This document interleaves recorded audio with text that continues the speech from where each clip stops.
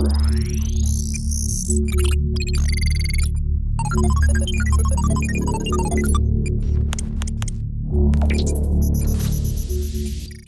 datang kembali di Data Akademi Kanopi FFPI bersama saya Muhammad Asmi Asidki. Nah, pada pelatihan kali ini saya akan buat video tentang GIS dengan tema besar yaitu Introduction of GIS, Thematic Map, and Geoprocessing. Thematic Map dan Geoprocessing adalah merupakan dua hal yang paling sering dilakukan terutama oleh para ekonom ketika berurusan dengan data spasial dan hal yang berkaitan. Dan hal yang pertama akan saya bahas pada pertemuan kali ini adalah thematic map. Sebelum kita bahas lebih jauh, jadi kita harus tahu ada dua jenis map atau peta yang secara umum, yaitu peta jenis pertama atau map jenis pertama adalah reference map, yaitu peta yang berisi tentang kondisi geografis suatu lokasi. Jadi isinya ada macam-macam kondisi geografis seperti jalan, rel kereta, sungai, nama kota dan sebagainya. Jadi ini bentuknya multi purpose map, bisa digunakan untuk melihat kondisi geografis saja, atau kita bisa map untuk jalan menuju suatu tempat dan sebagainya. Yang kedua adalah thematic map. Ini single purpose map. Jadi peta tematik ini khusus untuk menampilkan suatu indikator di suatu region atau wilayah tertentu. Jadi di thematic map itu harus ada suatu indikator yang ditampilkan. Jadi contohnya di peta sebelah kanan ini adalah thematic map, sementara peta sebelah kiri adalah reference map. Peta sebelah kanan menunjukkan population density atau kepadatan penduduk di daerah New England, Amerika Serikat. Jadi di sini ditunjukkan bahwa daerah yang padat mempunyai warna merah tua, sedangkan daerah yang tidak padat mempunyai warna yang cukup cerah seperti itu. Nah, jadi daerah yang padat ini utamanya di daerah perkotaan ya. Nah, kenapa sih thematic map sering digunakan dan penting kayak gitu? Jadi ada beberapa kegunaan thematic map. Yang pertama adalah menjelaskan spatial pattern atau pola spasial. Jadi kita bisa melihat distribusi suatu indikator di suatu wilayah. Misalkan bagaimana kita bisa melihat distribusi PDB per kapita di Indonesia di level provinsi, atau kita mau melihat tingkat kemiskinan di level kabupaten kota di seluruh Indonesia, kita bisa melihat itu. Terus menjelaskan kenapa polanya seperti itu, kemudian memprediksi kira-kira di masa depan bagaimana pola indikator tersebut akan terjadi. Dan yang terakhir adalah kita bisa memberi saran kebijakan yang sesuai dengan kondisi yang ada, atau bahkan mencari solusi atas masalah yang ada atau yang muncul dari indikator tersebut. Jadi masalah yang berkaitan dengan penyebaran spasial dari indikator tersebut. Nah, thematic map atau peta tematik ini bisa menunjukkan data kualitatif maupun data kuantitatif. Nah, yang di slide kita kali ini, peta tematik yang menunjukkan data kualitatif ada di sebelah kiri. Kenapa disebut data kualitatif? Karena di sini perbedaan warna hanya menunjukkan perbedaan wilayah administrasi. Jadi ketika warnanya berbeda, maka dia menunjukkan wilayah yang berbeda, itu aja. Nggak ada wilayah yang lebih baik, lebih buruk, lebih tinggi, lebih rendah, nggak ada. Jadi beda warna, beda wilayah. Jadi cuma untuk kategori aja. Sementara itu, yang sebelah kanan adalah map kuantitatif. Di sini adalah suatu map untuk wilayah Amerika, menunjukkan data persebaran jagung di Amerika per hektar atau per 10.000 are. Jadi semakin banyak titiknya, semakin banyak jagung di wilayah tersebut. Bisa kita lihat paling banyak wilayah jagung di daerah tengah, sementara itu di wilayah barat seperti California tanaman jagung tidak terlalu banyak. Tanaman jagung per 10.000 are maksudnya. Jadi persebarannya. Nah, Dari dua kelompok ini adalah dua contoh thematic map, dan sebenarnya ada beberapa jenis thematic map. Ini adalah 4 jenis thematic map yang paling sering kita temui. Yang pertama adalah area class. Area class ini adalah thematic map yang menunjukkan utamanya uh, berdasarkan warna. Jadi contohnya soil map, jadi bisa kualitatif, bisa kuantitatif, tapi biasanya area class ini lebih ke kualitatif. Contohnya untuk peta tanah, jadi yang satu tanah aluvial, yang satu tanah kapur, yang satu tanah jenis yang lain, dan sebagainya. Jadi berdasarkan jenis-jenis tanah yang ada. Yang kedua yang paling sering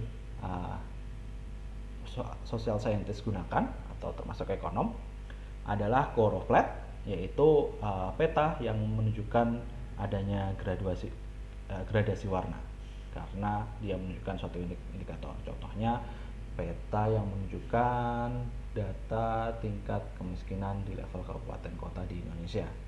Ketika tingkat persentase kemiskinannya atau tingkat kemiskinannya tinggi diwarnain dengan warna merah, sementara ketika tingkat kemiskinannya rendah punya warna hijau. Yang ketiga adalah dot density. Dot density ini telah ditunjukkan di peta jagung, persebaran jagung di Amerika tadi. Jadi makin banyak titiknya, makin banyak jagungnya, atau makin banyak nilai indikator yang ditampilkan, atau makin tinggi nilai indikator yang ditampilkan. Yang terakhir adalah proportional atau graduated symbol. Jadi di sini menampilkan simbol, contohnya titik, tapi kalau nilainya besar bukan makin banyak, tapi ukurannya semakin besar. Sementara kalau nilainya kecil, ukurannya relatif lebih kecil.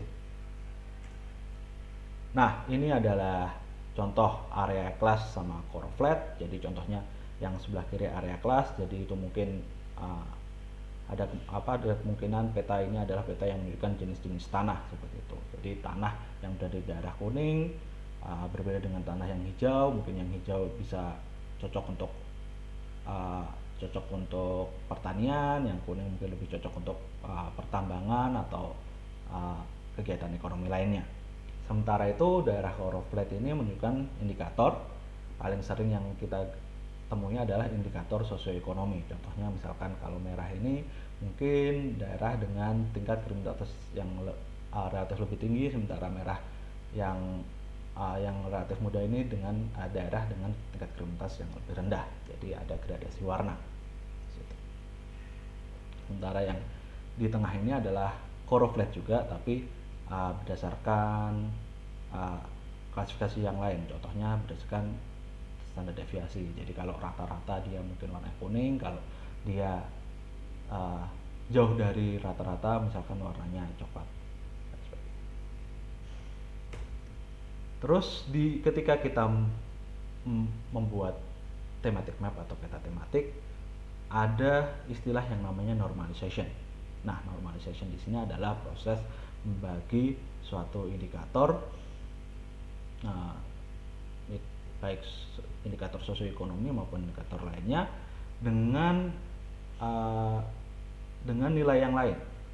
Contohnya adalah area atau population. Contohnya misalkan yang tadi population density. Population density adalah total population sebagai indikatornya dibagi area tersebut. Jadi kita bisa tahu berapa jumlah rata-rata populasi per 1 km persegi contohnya. Jadi itu yang namanya normalization. Nah, contoh lain normalization ada di slide berikutnya, yaitu di sini di sebelah kiri adalah data yang belum ternormalisasi. Kita bisa menunjukkan jumlah anak di Amerika Serikat yang berumur 5-17 tahun. Di sini kita bisa lihat biru tua itu merupakan daerah dengan jumlah anak yang lebih tinggi. Di sini California warnanya biru tua, berarti dia punya jumlah anak dengan umur 5-17 tahun relatif lebih tinggi daripada daerah lain di Amerika. Tapi ketika kita melakukan normalisasi, yaitu membagi jumlah populasi anak 5-17 tahun per total populasi, kita bisa lihat bahwa di California ternyata di sini warnanya tidak biru tua, sementara biru tua muncul di daerah tengah-tengah sini sekitar Wyoming, Minneapolis, South Dakota, North Dakota sekitar sini. Nah, apa yang terjadi berarti jumlah anak 5-17 tahun di California banyak karena memang total populasinya banyak. Seperti itu. Sementara di sini memang jumlah anaknya tidak terlalu banyak, wilayah sini sekitar Wyoming atau Colorado. Tapi memang karena ya Idaho sini, tapi memang karena jumlah populasinya tidak terlalu banyak. Jadi ketika jumlah anak dibagi total populasi mereka malah tinggi. Sementara di sini mereka jumlah anak saja mereka rendah. Dan kalau di sini California jumlah anaknya tinggi tapi di sini tidak terlalu tinggi. Nah, jadi itu pentingnya normalisasi. Jadi kita harus menampilkan sesuatu yang tepat. Apakah kita mau menampilkan yang perlu normalisasi atau tidak, itu tergantung tujuan riset kita seperti apa dan apa yang mau kita tampilkan di presentasi kita ke hadapan publik.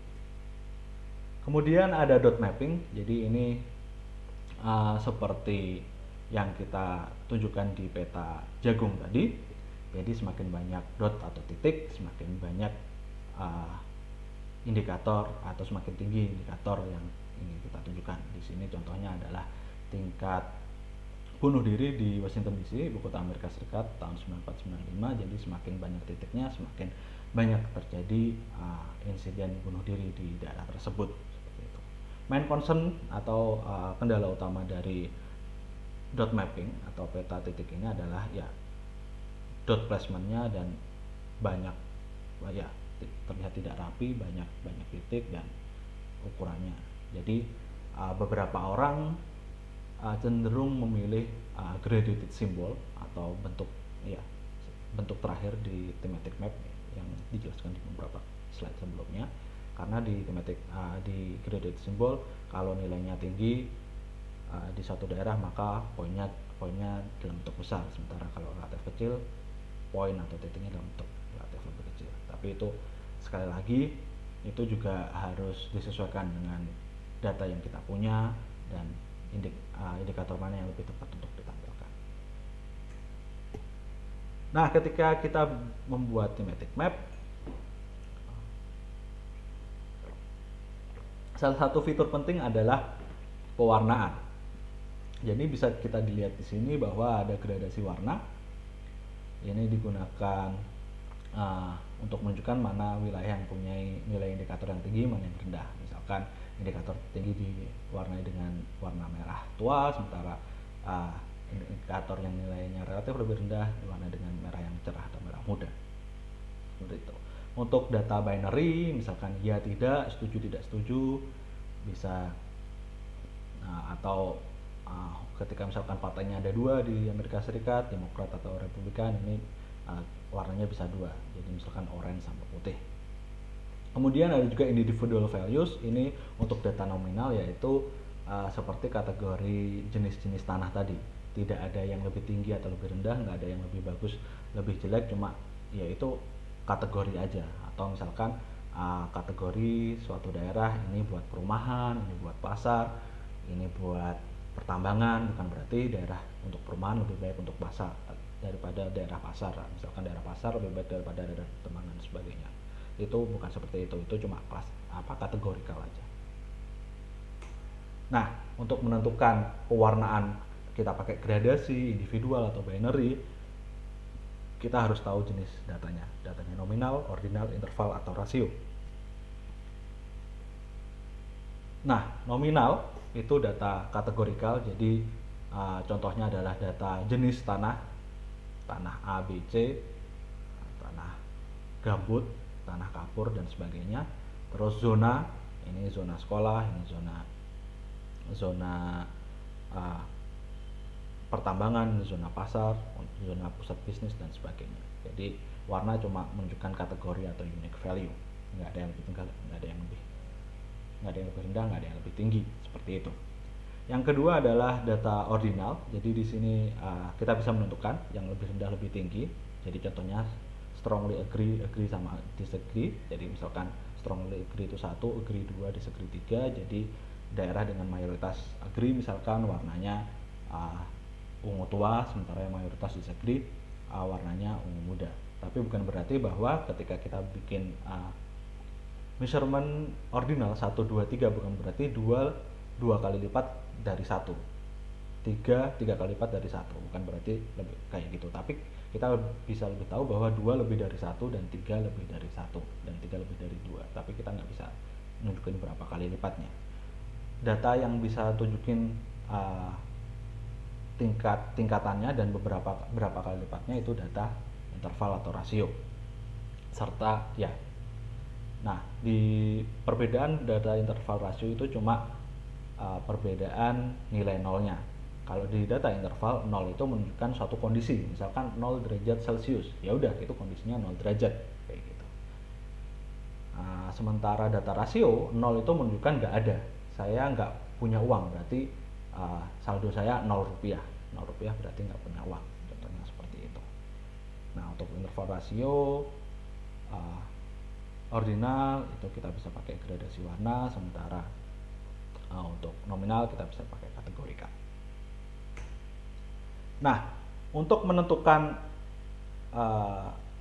setelah kita menentukan tadi nominal, interval, rasio, biasanya kita bagi beberapa klasifikasi ke dalam beberapa kelompok. Katakanlah kita bagi 5 kelompok. Nah, interval kelompok mana yang masuk kelompok pertama, yang masuk kelompok kedua yang paling rendah, interval berapa yang masuk kelompok yang paling tinggi. Nah, itu untuk menentukan nilainya kita pakai metode klasifikasi yang berbeda-beda.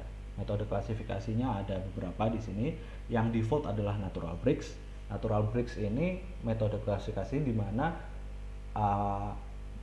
si metode ini berusaha meminimalkan variasi yang ada antar kelompok interval itu. Jadi datanya cukup terdistribusi secara deviasinya cukup kecil antar kelompok seperti itu. Tapi bukan berarti terdistribusi secara merata. Kalau terdistribusi secara merata itu namanya equal interval. Itu kuantil.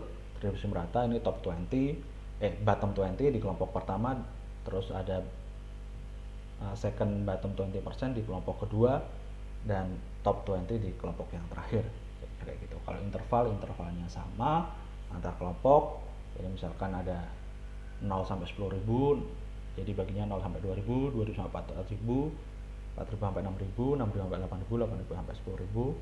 Terus ada equal area, itu jadi mapnya dibagi ke 5, misalkan ada 5 kelompok dibagi ke 5 area yang berbeda.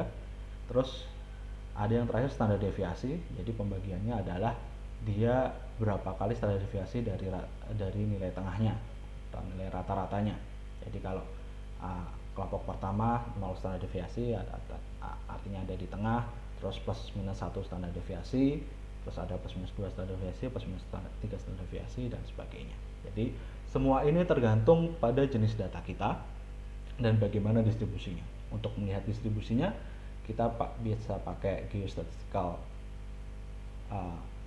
tools, dan kita bisa melihat, contohnya kita di sini bisa melihat histogramnya. Kita bisa melihat bahwa dia bagaimana distribusinya, apakah distribusi normal atau skewed, kemudian apakah ada outlier atau tidak. Itu penting banget untuk menentukan apakah metode klasifikasi mana yang sebaiknya kita pakai. Nah, kemudian kita bisa lihat juga summary statistiknya. Kalau kalian udah ambil basic statistik semester 1, kalian tentu tahu di sini measure of location dia skewed apa enggak, normal apa enggak, terus bagaimana variasinya, apakah variasinya lebar atau cukup padat, cukup centered.